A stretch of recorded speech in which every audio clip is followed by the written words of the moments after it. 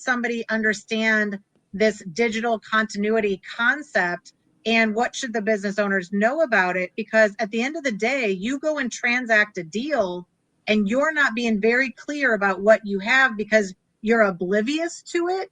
Like that's not going to be okay, especially if there's something detrimental. Like now you have some rogue, former employee that's running something off the Facebook or TikTok or whatever, maligning you, using the brand name, using the brand logo, something they post something that's ignorant that now blows up. I mean, there's a lot that happens on the internet that crumbles businesses. But what is this concept, business continuity? Like, I don't even know if I totally understand it, right? Yeah, no, it's a great one with as far as like there's business continuity that I think a lot of people are most familiar with, and that's going to come along with the operations. That's going to come along with processes and procedures and whatnot. From a digital continuity, though, we're looking at it more as what are the systems that are running this entire presence from start to finish? So from the first time that they see your brand online all the way into a successful conversion, but also what are the tools that are making that checkout process smoother, or what are the tools that are making that onboarding and intake a little bit smoother because you've got your CRM and an intake form connected together.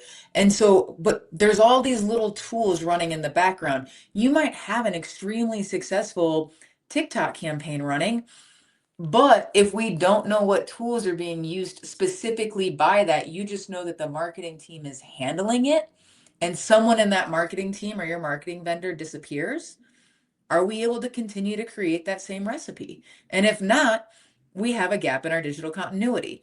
If we've got the website going and running smoothly, like we had a client, they were running roughly 300 and some locations, and they had their website going, and then someone was like, I'm done, we're going to move on, I'm going to go to a different company now. And the IT company just cleaned the whole computer, just said, great, have a great day, swiped the whole computer clean. That was exactly how to use the website. All of the training documents were on that computer, and she was the only employee that had access to all of those documents from the previous developer. And so when that left, so did all of the knowledge of how to run a site with 300 some locations. While that's sometimes like a bit extreme, it can still happen with a 3 location. Or it can, we had another client that had a couple locations and the vendor disappeared and was like, no, I don't remember working on your site. And I hired you, I paid you. Can you make these changes, please? We no longer have this location. And they're like, no, we don't know what you're talking about.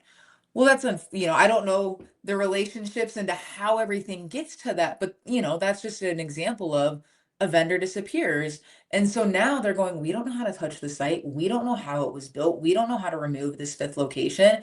We just went through with them the other day. They thought they got everything. There are still so many links scattered to a location they've already sold off. It's no longer part of theirs anymore. And so that's the stuff where now you've got turnover. Now you've got vendors coming and going. What happens when you say, I no longer want to work with this vendor because I just don't like the results that we're getting? I want to hire this vendor. And they go, we set up Google Ads. That's ours. That's not yours. And so we're going to take that ad account.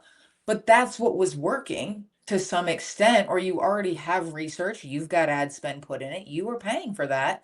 But if you try to take that to a buyer, and you can't prove that you have access to this Google ad account, or hey, you have access as long as they keep this vendor on board, but as soon as they want to bring it in house, you're going to lose access to all of that.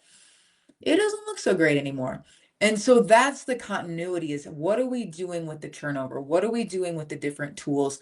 What login are we saying everything must be set up with this login, with this 2-factor, and with this thing, so that we know no matter what happens, vendor, employee, whatnot, the company still maintains that ownership and that the business is never going down because of a gap in that continuity.